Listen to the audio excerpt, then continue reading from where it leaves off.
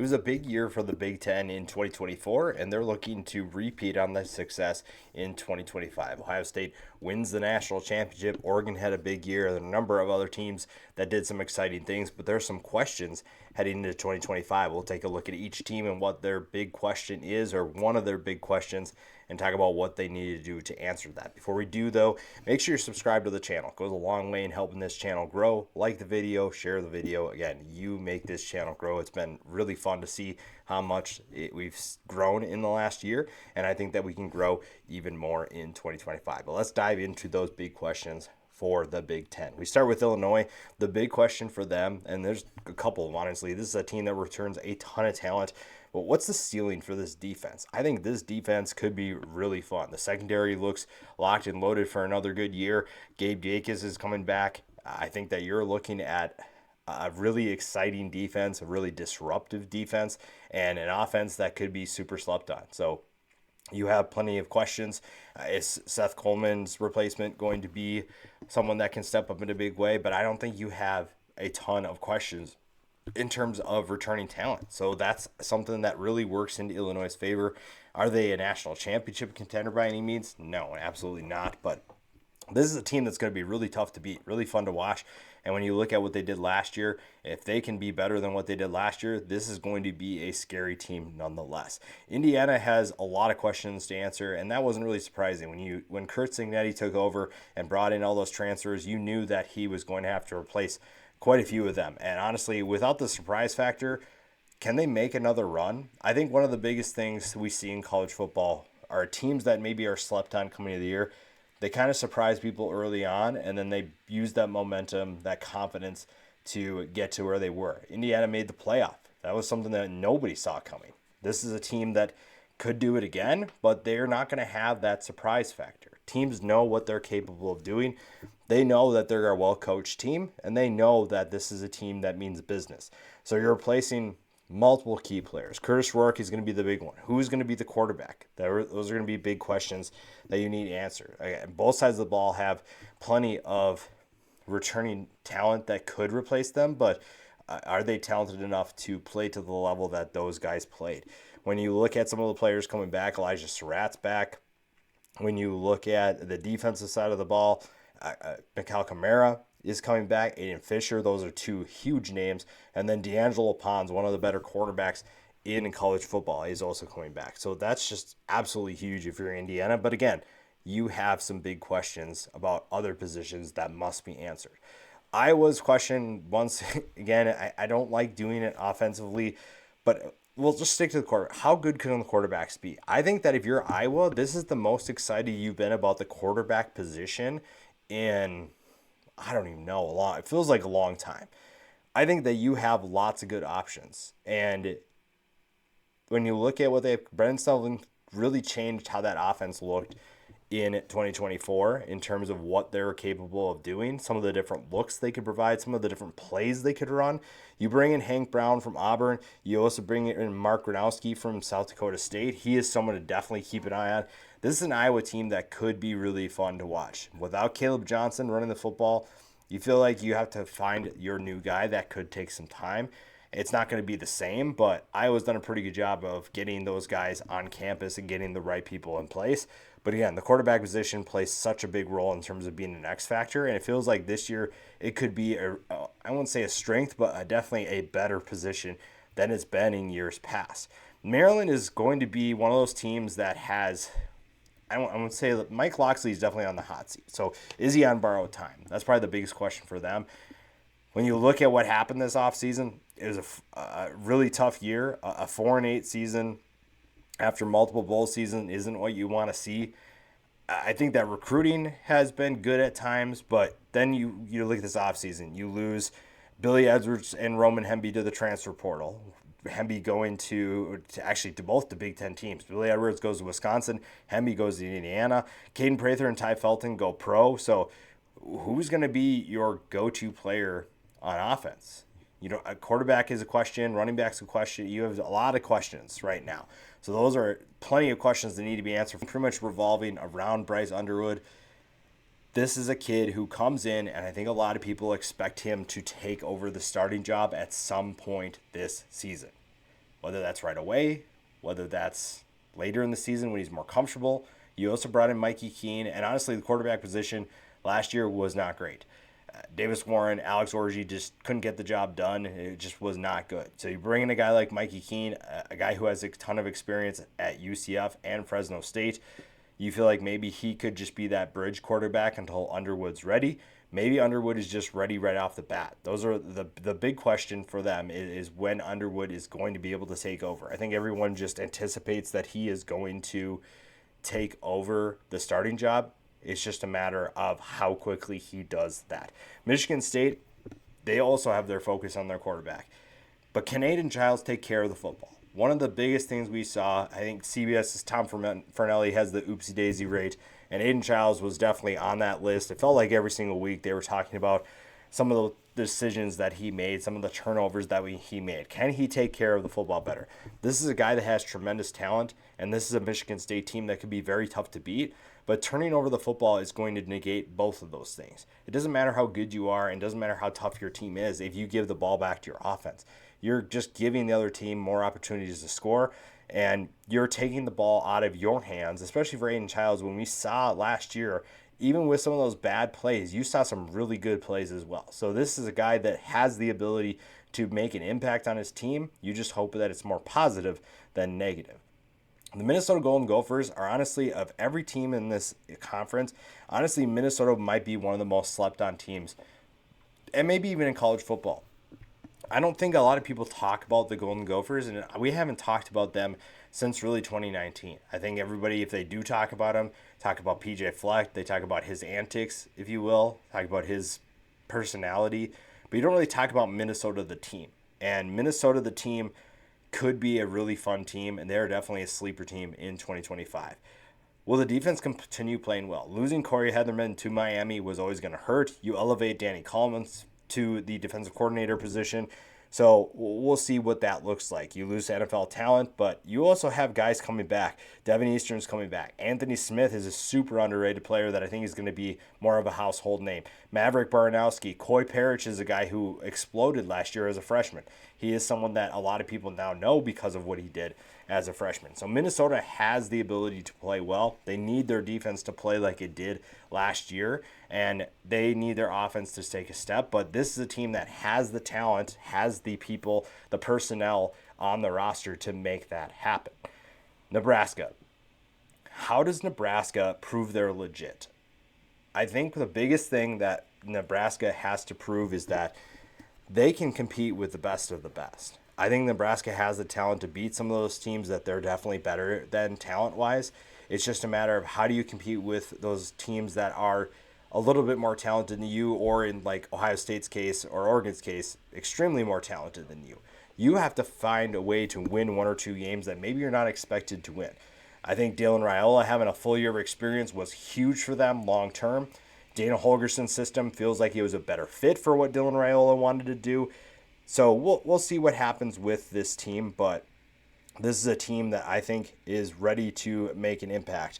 And honestly, some of the players they brought in are going to make a big difference. And you also bring in talent, and Isaiah Hunter and Dane Key come in. Also, you add protection on the offensive line with Elijah Pritchett. That was a massive get for Nebraska. So they have done a really good job. Matt Rule's staff deserves a lot of credit for what they did in the transfer portal, and I think that this is a team that could be on the right track in 2025. Northwestern. Can Northwestern make a bowl? And that seems like almost an insulting question, but with how good this conference is, it's really not. The other thing with that is that there are definitely winnable games on the schedule. When you look at who they have to play, I think that they have games that they can win, but it's not going to be easy. Honestly, the only two games I think they'll be favored in as of right now. I have to really look into the schedule a little bit more. But right now, ULM and Western Illinois are only two games I think they'd be favored in. There's some games that they would definitely be close. So it's a valid question, honestly. But I think that Northwestern can get to 6 wins. If you have one or two of those teams that are close to the middle of the conference that maybe struggle a little bit, Northwestern is capable of surprising them. And I think that is going to be an interesting thing to pay attention to for the Wildcats. How do they find a way to maybe sneak out a couple of wins? Again, it's not that all of their games are unwinnable. It's just that they won't be favored in, honestly, right now, to me, more than 2 games. So that's something to pay attention to. It's, again, it feels like an insulting question, but it's actually a pretty legitimate question. For Ohio State, I don't think maybe their fans expect to go back to back, but how much do the departures hurt? How much do what they lose impact what they were looking to do? And not just the players. You also have 2 new coordinators coming in. You elevate Brian Hartline to offense coordinator. Matt Patricia comes in as defensive coordinator. So how does that impact this team as well? The quarterback position, I think, is going to go to Julian Sayin. We'll see. And there was a lot of hype with him coming into the 2024 season. But you lose a ton of NFL talent, and if you're Ohio State, that's just kind of the norm. But you do have to replace that. So who's going to step up on the offensive line? Who's going to step on the defensive line? Who are the linebackers that will play better this year? Who are who are those household names outside of Jeremiah Smith that will elevate into that category? Those are going to be big questions if you're Ohio State. And again, I don't know if they're expecting to win another national championship. I think that's kind of a long shot right now. But this is a team that has plenty of talent to replace those guys they lost. It's just going to be, how much does that hurt? How much do they take a step back? I think this is still a team that is very much in the playoff conversation. It's just going to be difficult to win another national championship regardless of who you are. Next, we go to Oregon, and Oregon definitely has a chip on their shoulder thanks to the Ohio State Buckeyes. Is Dante Moore ready? When we last saw Dante Moore fully, it was at UCLA. We saw some good things, and we saw some really bad things. I think in this system, you feel like he's in a better place. You feel like Will Stein can do some more things to help him. You have more talent around him.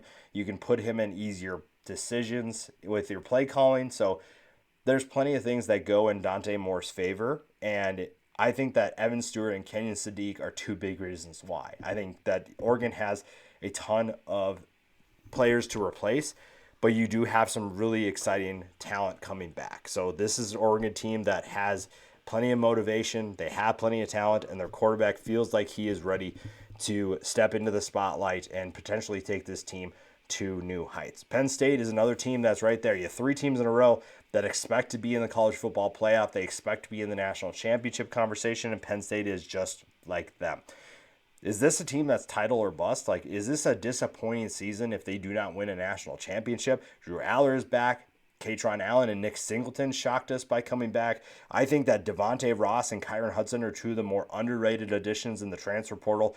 They will make a huge difference in this offense. So they have done a really good job of taking things to where they need to take it. And honestly, bringing back some of the talent to make this playoff run happen, to make a national championship run. You also surprisingly get Jim Knowles from Ohio State to run your defense, a defense that should be very good once again. You feel like you're in a really good position, but again, high expectations pretty much put you in winning a national championship, or it feels like a disappointment. Purdue, very opposite of what we just talked about, kind of in that Northwestern category. The real question for them is, how much time does Barry Odom need? This is a team that really fell off after Jeff Brom departed, and this is a team that definitely has plenty of questions to be answered, but how much time does Barry Odom need to replace talent, get new starters in, and make this team better? I don't really know how long it's going to be, but Barry Odom definitely has work cut out for him. So we'll see what happens there. Rutgers, there's plenty of questions, I think, for them, but I think it's exciting. I think you have questions about how do they go from here to here? How do you take that next step? Who replaces Kyle Monangai is going to be a big question. You have plenty of talent coming back. Antoine Raymond had a really exciting year. Maybe Samuel Brown the Fifth is going to be a veteran that you can rely on. CJ Campbell comes in from the transfer portal. So you feel like you're in a pretty good position. Again, it's all about elevating your game and elevating your team. And Rutgers has those questions where you feel like you can, you do lose some talent that maybe you're worried about, but I think that you have plenty of talent, especially at the running back position, where you feel like we need to spotlight it, and you're in a really good position for this team. UCLA is kind of in a different boat. Can they get better? That's probably the biggest question I have for them. It's not that how do they not get worse, it's how do they get better? Can they get better? This is a tough conference to compete in. And I think that there were some things that did work last year, and there were some things that didn't work. You made a change at offensive coordinator, so Tino Sinceri comes in. Maybe that works a little bit better. Joey Aguilar, is he the answer at quarterback? There's lots of transfers coming in. Is that going to work? I think there's plenty of things that UCLA has to figure out, but it's all about getting better. And it's going to be tough in a conference that is loaded with talent and loaded with teams that are trying to make it to the playoff, trying to make bowl games. So we'll see what happens with that. But again, this is a team that has, I think, some good pieces in place. So we'll see. We'll give them time. We'll let things sort out throughout the offseason and figure out where they go from there. USC is in kind of a similar boat in a way, but I think that the big question for them that's really exciting is how elite can this defensive line be?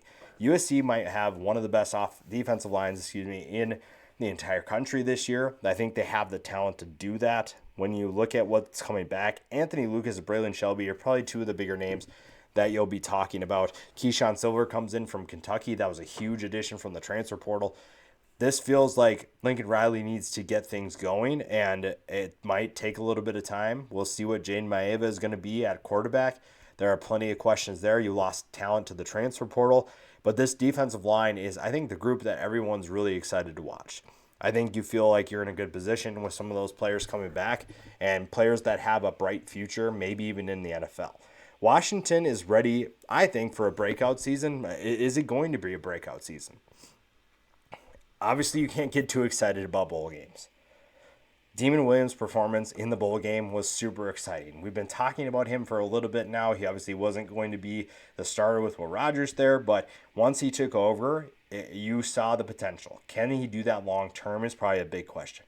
Jonah Coleman coming back is huge. You also bring back Denzel Boston, so you got him back. You feel like you have a good trio of guys that can make things happen. You also bring in some former Arizona transfers that used to be with Jed Fish. Taitai Uiagalelei is coming in. Jacob Manu at linebacker and Tagaro Davis. So like I said, on the defensive side of the ball, but those are three guys that can make an instant impact. Wisconsin, how do you get Luke Fickell off the hot seat? You bring in a new offensive coordinator after firing Phil Longo. Jeff Grimes comes in. He's also an offensive line guy. Maybe you get Wisconsin back to what it once was as an offensive line factory. So we'll see what happens there. I think that you feel like you're in a good position. The offensive line returns multiple starters. You get Billy Edwards in the transfer portal. Tanner Kozio could be a really exciting tight end. The passing attack feels like it's in a good place too. So this is a Wisconsin team that is looking to be competitive in the Big Ten, and it should be really exciting. Luke Fickell needs to have a good year if he wants to get off that hot seat, and it's going to be tough, again, with a competitive conference, but they have a lot of exciting pieces as well. Big Ten, once again, loaded from top to I wouldn't say top to bottom, but it's definitely at the top, very loaded. And I think that there are a lot of underrated teams in this conference, and all of them have questions, but the answers to those questions could be really exciting for each of those teams.